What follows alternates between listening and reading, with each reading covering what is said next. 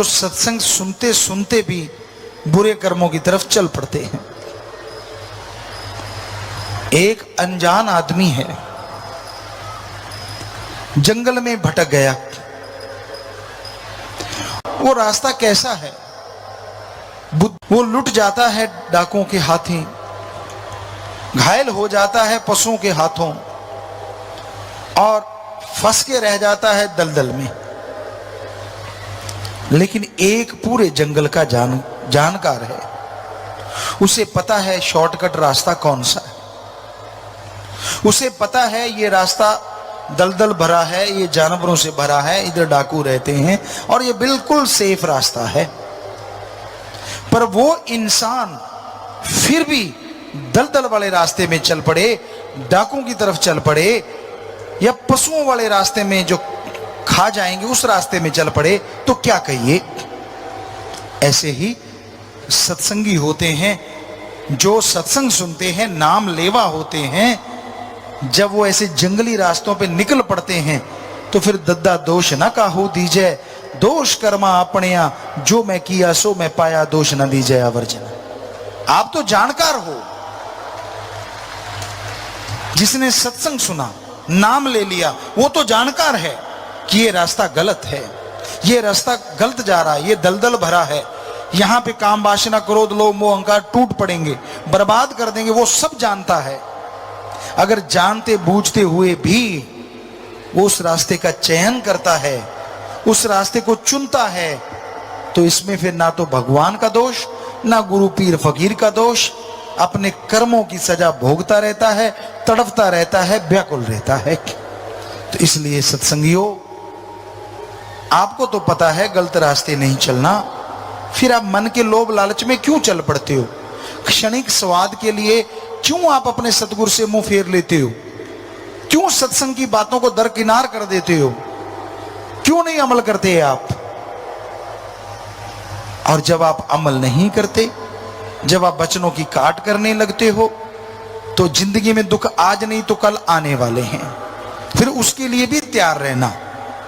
दुख आपने सहेड़े हैं तो फिर भोगने के लिए भी आप अपने आप को तैयार रखो। फिर तो बड़ा भगवान भगवान करते हो, राम राम करते हो। पहले तो राम की सुनते नहीं, पहले उसके संत पीर फकीर की सुनते नहीं, और जब फंस गए, जब तड़पने लगे, फिर भगवान शहद जैसा लगता है। क्यों करते हो आप ऐसा?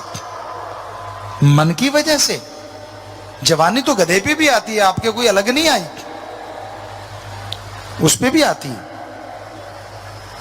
आपकी जवानी कैसी? वो जवानी जो सतगुरु के लेखे लगे, अरे वो जवानी जो समाज के भले कामों के लेखे लगे, अरे वो जवानी जो भक्ति इबादत में पल पल गुजारे, उस जवानी के बराबर दुनिया में तीनों लोकों में कोई नहीं होता। उसकी भक्ति अव्वल दर्जे की मंजूर होती है, या कोई बचपन में लग जाए और आखिर तक निभा दे, उसकी अव्वल दर्जे की होती है।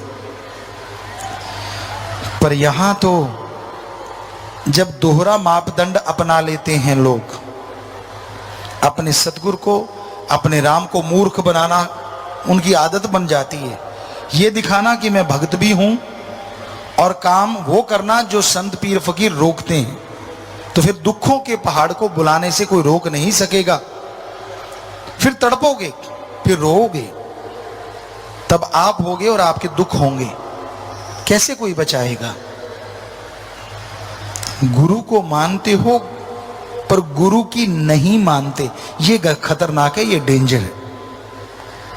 जब आपको समझी आ गई कि रास्ते दलदल से भरे हैं, जब आपको समझी आ गई कि जंगली जानवर आप पे अटैक करने को तैयार बैठे हैं, तो राम नाम का शॉर्टकट क्यों नहीं अपनाते? क्यों काम वासना क्रोध लोभ मोह अहंकार मन माया को, उन जंगली जानवरों को अपने पे टूटने का मौका देते हो? क्यों? जोश जवानी का।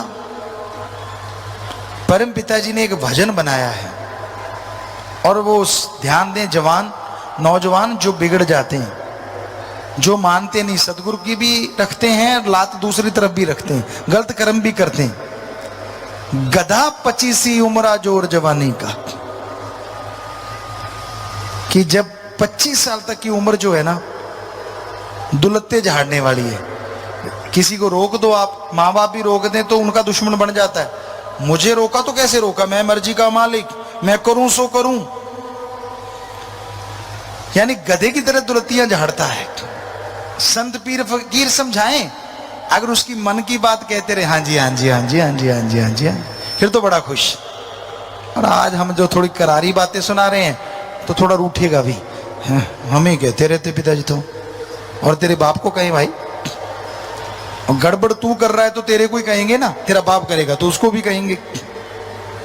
तो हमें तो आपके चौकीदार जो हुए, आपकी निगाह जो रख रहे हैं कि मत करो बुरे कर्म, और हमें दिख भी रहा है कि करोगे तो फिर भरोगे, फिर चिल्लाओगे, फिर रोओगे कि मेरे साथ ऐसा क्यों हो रहा है। आजकल क्या बच्चा, क्या बूढ़ा, क्या जवान, सब काम वासना, क्रोध, लोभ, मोह, अहंकार, मन, माया की गिरफ्त में है। बचा हुआ वही है जिसने सच्चा इश्क उस वाहिगुरु से, सतगुरु मौला से किया हुआ है। वो चाहे बच्चा है, जवान है। वरना इस कलयुग में मस्ताना जी महाराज के वचन कि यार सतगुरु का आशिक तो कोई कोई है, सब माया के यार हैं। तो हम ये कहते हैं उस सतगुरु की कृपा से ही कि आज बहुत से सतगुरु के भी यार हैं, बहुत बच गए उनके रहमो करम से, उन्हीं की कृपा से। खाने को घी, दूध, मेवे, मिठाइयां, खनिज, लवण, विटामिन्स मिले तो कोई गंदगी के ढेर पे चोंच क्यों मारेगा बताइए? नहीं मारता ना। अब दूध पड़ा है, मेवे है, पनीर है, मिठाइयां हैं, हर तरह की सब्जियां हैं, जो आपको पसंद वो सारा सजा हुआ है, लड्डू, जलेबियां, जो भी आपको अच्छी लगती हैं, उसको छोड़ के क्या आप कूड़ा करकट खाओगे? सवाल ही पैदा नहीं होता जी। आप तो उनमें से भी चुन के वो खाओगे जो सबसे स्वाद आपको लगता है। पर हम देख रहे हैं कुछ कुछ बच्चे ऐसा भी करते हैं कि सारा कुछ छोड़ छड़ा के गंदगी के ढेर में चोंच मारते ही मारते हैं, मानते नहीं। वो उनके घेर अड़ा हुआ है मन का। जवानी उनको लगता है हमारे पे आई है और किसी पे तो आई ही नहीं, पहले वाले तो ऐसे बूढ़े हो गए, सीधे ही बूढ़े जन्मे थे बूढ़े ही हो गए। अरे उम्र का तजुर्बा होता है, गुरु से सीखो तो बचपन में भी बुढ़ापे जितनी शिक्षा सीख लेता है आदमी, वरना उम्र के साथ साथ शिक्षा आती है जैसे जैसे उम्र बीतती है। इसलिए नादानियां छोड़ दो, बुरे कर्म छोड़ दो, इनमें कुछ नहीं रखा, और गुरु पीर फकीर के वचनों से नाता जोड़ लो। क्योंकि अगर उस सतगुरु मौला से नाता जोड़ के रखोगे तो ही खुशियां हैं, वरना भाई फिर चारपाई तो कहीं गई ही नहीं। हमारा काम समझाना है। आपको बुरा लगे तो भी कोई बात नहीं, आपको अच्छा लगे तो भी कोई बात नहीं। क्योंकि एक टीचर जो है वो तनख्वाह लेता है, वो पढ़ाता है। कई नहीं भी पढ़ाते, गपशप मार के भी आ जाते हैं, लेकिन अगर टीचर पढ़ाता है तो उसका काम तो हो गया। बच्चे फॉलो कितना करते हैं वो एक अलग बात है। कई टीचर ऐसे होते हैं जो बच्चों से फॉलो करवाते हैं, उनको दर्द लेते हैं, पूरा पेन लेते हैं उनका। पढ़ाया, फिर फॉलो करवाया, फिर फॉलो करवाया, फिर अपने तरीके से वो उनकी जांच करते रहते हैं कि कहीं भूल तो नहीं गए। तो वो टीचर सबसे सर्वश्रेष्ठ होते हैं और उनके बच्चे मेरिट लेके उनका नाम रोशन करते हैं। पर वो टीचर कब तक पढ़ाएंगे? जब तक आप 15-20 साल के नहीं होते, 25 साल के नहीं होते। डिग्री डिप्लोमे ले लिया फिर तो आप पढ़ाने वाले हो गए। पर इस कलयुग में एक टीचर ऐसा भी होता है जो पढ़ाता ही रहता है, और वो होता है सच्चा गुरु। उसके लिए शिष्य बड़ा ही नहीं होता, छोटा ही छोटा, छोटा ही छोटा, छोटा ही छोटा रहता है। हर पल उसकी निगाह रखता है वो, हर पल उसका ध्यान रखता है वो, कदम कदम पे समझाता है उसे, वो समझाता चला जाता है। ना बेटा इसकी ना सुन, ना बेटा उसकी ना सुन, तू अपने जमीर की सुन, तू अपने सतगुरु की सुन। सतगुरु और जमीर की सुनेगा तो तेरी तकदीर बनेगी, दुनिया की सुनेगा तो बनी हुई तकदीर का बेड़ा गर्क हो जाएगा।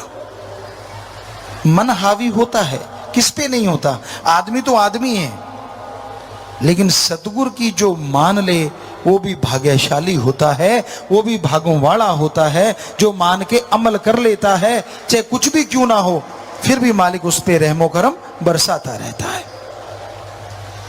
तो इसलिए मौसम बदले ना बदले, उसमें ठंडक आए ना आए, हे भक्तजनों, हे प्रेमियों, हे मालिक के प्यारों, अगर सतगुरु पीर फकीर पे दृढ़ यकीन रखोगे, नाम का सुमरन करोगे, सेवा करते रहोगे, परहित परमार्थ में तन मन धन से लगे रहोगे, तो यकीनन यकीनन आपके तो मौसम बहार ही रहेगा, यहां भी और अगले जहान में भी। किसी के पतझड़ आए तो आए, क्या करें, उसके कर्म। पर जिसने दृढ़ यकीन कर लिया, दृढ़ विश्वास रखा, उसके कभी पतझड़ नहीं आता, उसके तो बहारें ही छाई रहती हैं। देखने वाले बल्कि हैरान होते रहते हैं, यार कल ये ऐसा था, आज ऐसा हो गया, यार ये कहां से कहां पहुंच गया, कैसे? पर कांवा दे आके टगे नहीं मरदे। अगर वो आपकी निंदा करते हैं, आपसे जलते हैं, तो आप मत जलो, आप मत निंदा करो। उनके जलने से, उनकी निंदा करने से आपके और कर्म कट जाएंगे और आप माला माल होते चले जाओगे। कोई नजर नुजर नहीं लगती सत्संगियों को,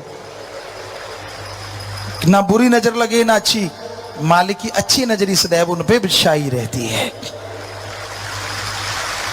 ना उन्हें दुख आता है ना सुख। आप सोचेंगे दुख सुख ही नहीं आता तो क्या फायदा, सुख तो आना चाहिए, नहीं, उन्हें परमानंदी रहता है। सुख का पता तब लगता है जब दुख आए। आप में से सारे साथ संगत बैठी है, जब नजला जुकाम लग जाता है, बेहद ज्यादा पानी बह रहा है, सिर दर्द है, कोई अच्छा नहीं लगता, खाना भी फीका फीका, सब कुछ अजीबोगरीब, ये है दुख। और फिर जब आप बिल्कुल ठीक हो जाते हैं तब पता लगता हाँ आराम आ गया, तो वो है सुख। यानी अगर जुकाम लगा तभी पता चला ना सुख क्या है, वरना तो दुख का पता ही नहीं। तो इसलिए सत्संगी जो होते हैं, मालिक से प्यार करते हैं, सुख दुख नहीं आता, वहां तो परमानंद ही रहता है, तमीज ही नहीं रहती, खुशियां ही खुशियां, खुशियां ही खुशियां। यही सचखंड है, यही निजधाम में होता है। पर दृढ़ यकीन चाहिए, सेवा सुमरण चाहिए, जितना कर सको, और सत्संग सुनो, क्योंकि सत्संग सुने बिना आदमी काबू में नहीं रहता, उसका मन काबू नहीं रहता, इंद्रियां काबू नहीं रहती। जैसा करो संग वैसा चढ़े रंग। बनी बनाई भक्ति को गुल करने वाले घूम रहे हैं चारों तरफ। आपके चेहरे थोड़ा नूर आता है भक्ति का, जब आपके प्यार का सुरूर आप पे छाने लगता है, तब तक कोई ना कोई ऐसा संग आप कर बैठते हैं जो आपकी उस भक्ति के रंग को फीका कर देता है, और सत्संग में बैठे बैठे नींद में खो जाते हैं आप। कहां मस्ती मानने वाले, कहां नजारे लेने वाले हर शब्द के। क्यों आप डुला देते हो सब कुछ, थोड़ी सी देर में करी कराई भक्ति को खत्म करवा लेते हो। इसलिए किसी की सुनो ना, सुननी है गुरु पीर फकीर की सुनो, वो आपका कभी बुरा सोचते नहीं, करना तो बहुत दूर की बात है। उनकी बात आपको कड़वी लग सकती है, कई बार हजम नहीं होती, ऐसा भी हो जाता है, लेकिन वो बदहजमी भी जन्मों जन्मों की बदहजमी को खत्म कर देती है। कई ऐसे होते हैं थोड़ी तकरार करने के बाद मान लेते हैं, लड़ते रहेंगे, नहीं पिताजी ने ऐसा मुझे कहा, उसको कहा, फलां को कहा, लास्ट में कर करा के कहते नहीं कहा तो सही ना, वो भी बच जाते हैं, उनको भी खुशियां मिल ही जाती हैं। और कई होते हैं कि पहली बार में ही मान जाते कि हाँ भाई जो पीर मेरा कह रहा है वो झूठ कह ही नहीं सकता, गलत कह ही नहीं सकता, मेरे में लाख कमी हो सकती है पर उसमें कमी हो नहीं सकती। उनका दायरा फिर खुशियों का बहुत बड़ा हो जाता है। अब दायरा आपके हाथ में है, आपने कितना बनाया हुआ है। और कई ऐसे होते हैं कि सुनते ही गड़बड़ हो जाती है, यार ये मुझे कहा, क्यों कहा, कहना नहीं चाहिए था। वो आप खड़ ज्ञानी बन जाते हैं। खुद को नहीं आता लेकिन दूसरों को ज्ञान देके आप तो बिगड़े, आप डूबेंदे बामणा जजमान भी डूबे, कि मैं तो डूब रहा, हम तो डूबेंगे सनम, तुझे भी ले डूबेंगे। खुद का मन बिगड़ा होता है और साथ वाले का भी बिगाड़ देते हैं। लानत ऐसे लोगों पे और लानत ऐसी जननी पे जो ऐसे बच्चों को जन्म देती है। आपका फर्ज, आप भक्त बन गए तो दूसरों को भक्ति से जोड़ो। पता नहीं कब आपके भाग्य उदय हो जाएं और कब आप खुशियों से माला माल हो जाएं। पर अगर एक को भी तोड़ने की आपने कोशिश की तो आपके परिवार तक, कुलों तक वो बात जाएगी। क्योंकि एक मां से उसके बेटे को बिछोड़ देना, एक गऊ को पेड़ा देके जल्लाद को सौंप देना, इसके बराबर होता है किसी भक्ति करने वाले को मालिक से तोड़ देना। बेइंतहा पाप, बेइंतहा पाप। इसलिए भक्तजनों, जोड़ने की कोशिश किया करो, तोड़ने का तो सोचो भी ना। क्योंकि किसी को भी तोड़ना अल्लाह वाहिगुरु राम की भक्ति इबादत से महापाप होता है, और वो खुद भोगता है, उसके परिवारजन भोगते हैं। अगर सतगुरु मौला की उपमा नहीं कर सकते कोई बात नहीं, पर अल्लाह राम की निंदा ना करो। अगर किसी को भक्ति मार्ग से जोड़ सकते हो तो कहना ही क्या, वो तो महापुण्य है, महादानों का महादान है। पर अगर किसी को जोड़ नहीं सकते तो कोई बात नहीं, पर किसी को तोड़ो ना, वरना सबसे बड़े गुनाहगार आप बन जाओगे और जिंदगी से चैन, अमन, शांति, खुशियां सब चली जाएंगी।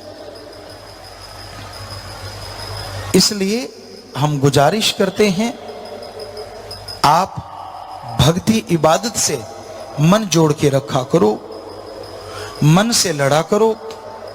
जब भी मन आपे हावी हो उस पे लानत डाला करो। रख वर्ज जरा इना अखियां नू, बिना सतगुरु दूजा तकना नहीं। ये परम पिता जी ने शब्द लिखा है। तो बहुत सत्संगी हैं जो इस पे अमल करते हैं कि वो अपनी आंखों में अल्लाह वाहिगुरु राम गॉड के अलावा किसी और को वो दर्जा देते ही नहीं। लेकिन कई होते हैं लंपट मास्टर, उनका काम होता है सतगुरु के सामने भी जी हजूरिया, और जब दांव लगे तो बुरे काम भी करते रहना। जब पीर फकीर सामने तो ऐसा लगता है ये तो भक्त बिल्कुल अभी पैदा हुआ है भाई, ये तो पाक साफ है। और जैसे ही गुरु पीर फकीर नहीं साइड में चले गए, फिर देखने वाला होता है उसकी निगाह कैसे नाचती है, किस किस में क्या क्या टोहती है, क्या क्या देखती है। करी कराई भक्ति यहीं करी और यहीं लुटा के खाली हाथ वापस चले जाती, सिर्फ मन माया के अधीन होगी, काम वासना की वजह से, क्रोध लोभ मोह अहंकार की वजह से। तो हे भक्तजनों, मालिक के प्यारे, ये फर्ज है हमारा आपको समझाना। भक्ति में आके बैठते हो, मालिक की याद में आके बैठते हो, भक्ति से बेइंतहा नजारे आपको मिलने वाले होते हैं। पर सत्संग समाप्त होते ही गलत भावना, गलत निगाह, गलत सोच, गलत फोन, गलत चीजें करनी शुरू ना कर दिया करो, वरना यहीं भक्ति करी और यहीं बर्बाद करके आप चले जाते हो। क्यों? अरे ये भक्ति पहले जब लोग करते थे, जो आपको घंटे डेढ़ घंटे में नसीब हो जाती है, उनको 100-100 साल में नसीब होती थी, सैकड़ों साल लग जाते थे। पर उनके गवाने में टाइम लगता था, आपके गवाने में टाइम नहीं। अगर 100 साल की, सैकड़ों साल की भक्ति डेढ़ घंटे में बन सकती है, तो फिर गवाने में भी कलयुग की स्पीड तेज है। 5 मिनट में इसे आप गवा भी सकते हैं।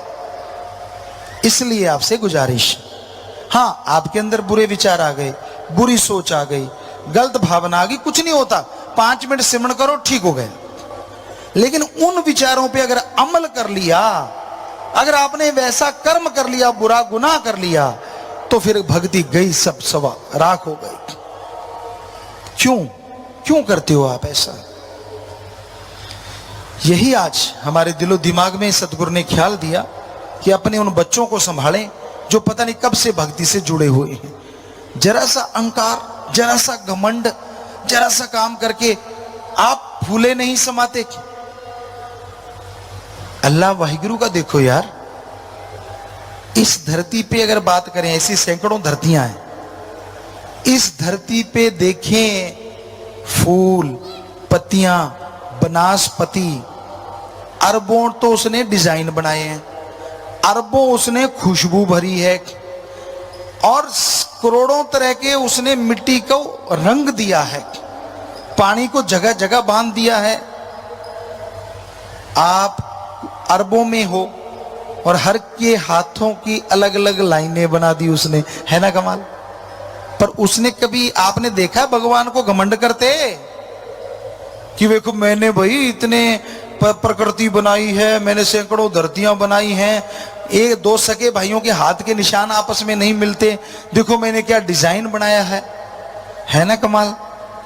वो कभी भी मैं नहीं करता। और आप थोड़ा सा काम करके बटन टूटने लगते हैं आपके, मैं करने वाला, मैं ये, मैं वो।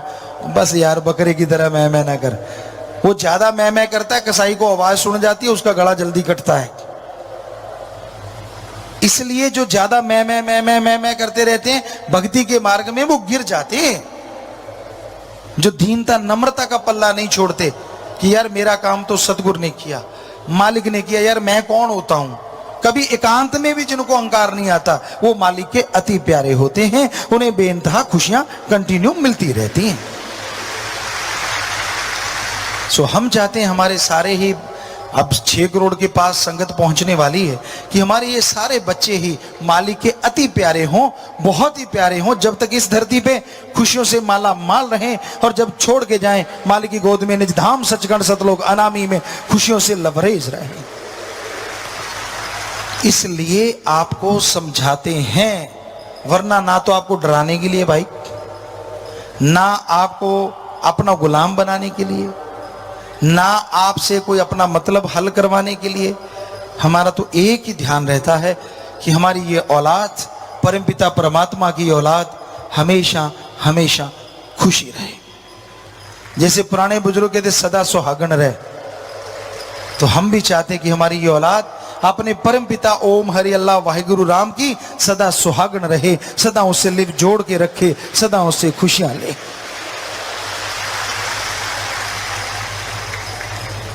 तो मन की कुचर बिंदी से बचा करो, ना किया करो चतर चलाकियां। वो सब कुछ एडा भोला खसम नहीं जिहड़ा मगर चलित्र ना जाने, इहदे घर विच ओही हो बस सकदी जिहड़ी सब चतराइयां भुल जावे। इतना भोला कहाँ है भगवान?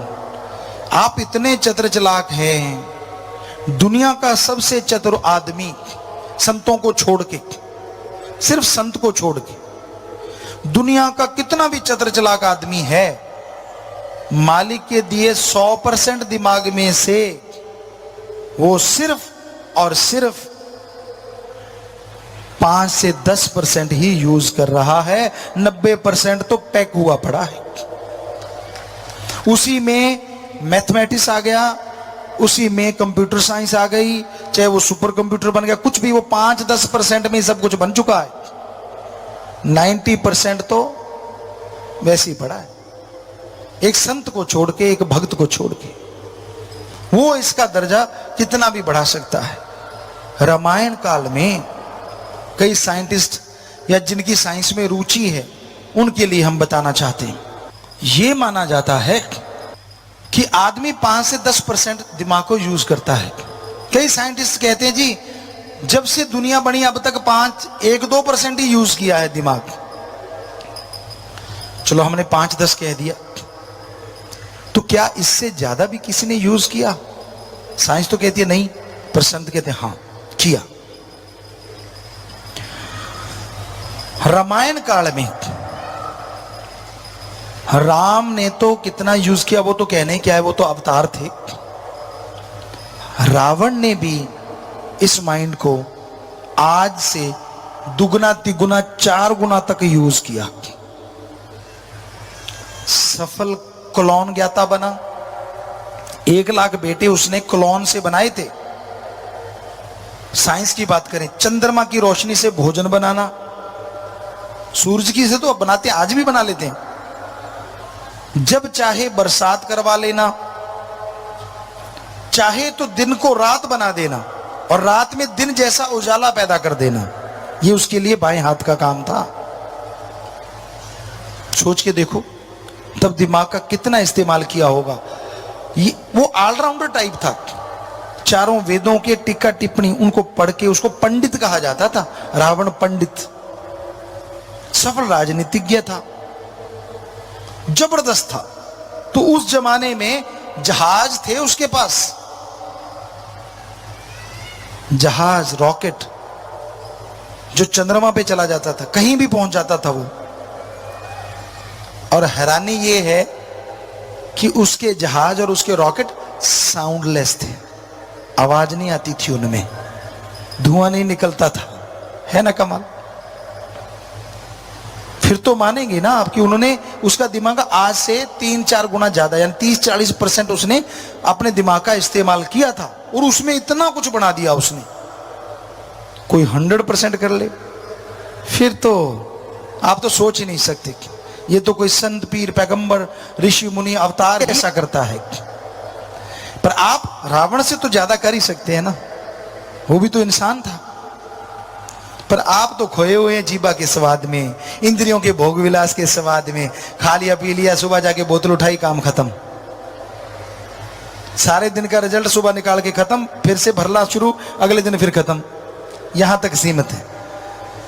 पैसे के लिए ठगी, बेईमानी, भ्रष्टाचार, लोभ लालच, ये खोपड़ा पैसों में ही घूमता रहता है। ऐसे कमा लूं, ऐसे कमा लूं, उसकी जेब काटूं, इसकी काटूं। या ये दिमाग में चलता है काम वासना। किसी ने कह दिया तू बड़ा सुंदर है, तो ऐसे लगता है शीशे में जाके उसको लगता है मेरा रंग रूप ही बदल गया हो। देख लो, आप सोच के देखो, कभी ना कभी आपके साथ बीती होगी कि किसी ने कह दिया वाह यार कमाल लग रहे हो, शीशे में जाके देखा, हाँ यार वाकई, मतलब शीशा नहीं बदला, आपका दिमाग बदल गया। शीशा तो थोड़ा सही दिखा रहा है, पर आपको दिख वो रहा है जो आपके माइंड में बैठ गया। मन दिखाता, हाँ 2-4 दिन के बाद जब उसकी बूंग सी उतरती है, देखते यार वही धोबड़ा सेम, कोई फर्क ही नहीं पड़ा। तो ये आप तो इसी में खोए हुए हो। वहां तक पहुंचने के लिए तो साधना करनी पड़ती है भाई। सुमरन करो, अपने मन को साधो, आत्मा को साधो, फिर जाके वो अव्वल दर्जा मिलता है। फिर आपका दिमाग बढ़ता चला जाता है और आपकी खुशियां और सांसारिक ज्ञान जिससे सबका भला हो, बढ़ता ही चला जाता है। तो इस भर में कोई मत रहे कि उनका दिमाग ज्यादा चलता है। आप 5-10% में ही सीमित हो, इससे ज्यादा नहीं। हाँ, ज्यादा आपका चलता है ठगी, बेईमानी, बुरे कर्म करने में, जो आप पता नहीं चलने देते। सबके बीच में रहते हो, कब दांव चला जाते हो किसी को पता ही नहीं चलता। तब आप अपने आप को खोजते हैं, क्या है ना कमाल। अजीब सी आपकी भाषा होती है, अजीब से आपका फेस होता है, राक्षसी भावना होती है आपकी। क्यों? मेरे जितना कौन होशियार, मैंने तो पता ही नहीं चलने दिया। और आपके मन में गुरु लड्डू फूट रहे होते हैं और आप भूल जाते हैं आप गुनाह कर रहे हैं, बुरे कर्म कर रहे हैं। इससे कोई खुशी खासी नहीं मिल रही, बल्कि बर्बादी की तरफ जा रहे हैं आप। तो भाई अपने अंदर की बुरी सोच को अगर छोड़ना है, सुमरन करो और उन सोचों पे अमल ना करो। सोचें आ गई कोई बात नहीं, चलते रहते हैं विचार, सिमरन कर लो 5 मिनट भी। 5 मिनट तो बहुत ही कम है ना टाइम, उसी में आपका सारा ठीक हो जाएगा और आपके पाप गुनाह धुल जाएंगे, जो सोच के हैं, जो विचारों के हैं। तो इसलिए सत्संग में आना जरूरी है। सत्संग में जब आओगे तो नई नई चीजें, नई नई खुशियां लेके जाओगे और उन खुशियों से ही आप अपने जीवन मार्ग को और अच्छा बना पाओगे। एक अच्छी सी संतुष्टि दिल में हो, आत्मा खिली हो, सतगुरु के काम में आप दिन रात बिजी हो, यानी उस राम के काम में, तो फिर वो राम आपके कामों में बिजी रहेगा हर टाइम। आपकी कुलों, आपके परिवारों, आपके गुजरे हुए, आपके आने वाले सबके कर्म सुधार देगा। उसने तो कलम ही चलानी है ना कि भी इनके जो जन्मने वाले हैं वो ऐसे होंगे, ऐसे होंगे। वहीं से लेकर बदल देगा आने वाली पीढ़ियों के। बताओ और क्या चाहिए आपको? और आपको शरीर को जो खुशियां चाहिए, जिससे भी आपको खुशी मिलती है खाने पीने से, भोग विलास से, उससे अरबों गुना खुशियां सतगुरु की सेवा करते करते आपको मिलनी शुरू हो जाए। तो दृढ़ यकीन रखो, सेवा सिमरन में ध्यान लगा के रखो, मन की खाट हमेशा खड़ी रखो कि मन तेरी नहीं सुननी। कभी कभी लोभ लालच में आप पड़ जाते हो, मन के ख्यालों में बह जाते हो, मन के ख्यालों में। परम पिता जी ने वचने दिन जाए रहना जाए रे। बड़ी आप स्कीम लड़ाते हो, बड़ी योजनाएं बनाते हो, हमें हंसी आ जाती है जब कोई योजना बना के हमारे सामने से गुजरता है। वाह यार क्या योजना बनाई है, फुल प्रूफ। पर मालिक के सामने तो leak proof, totally leak proof, full proof बनती ही नहीं। बड़ी हैरानी होती है जब वो हमें कहते हैं हाँ नहीं नहीं आप जो कहें यार ये क्या है। हम भी वैसे ही करते हैं, हाँ ठीक है बेटा भी। जब तू हमें बुद्धू बना रहा हम क्या करें। पर सत्संग में हम ऐसा नहीं कर पाते।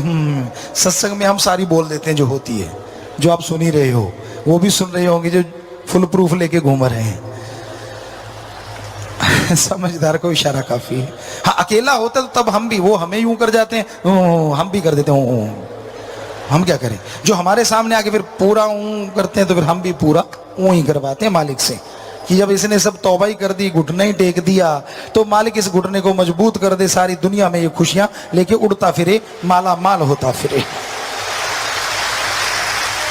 तो ये तो बेटा जैसा आपकी भावना, ऐसे तो नहीं कहा राम जरो की बैठ के सबका मुजरा ले, जैसी जिसकी भावना तैसा ही फल दे।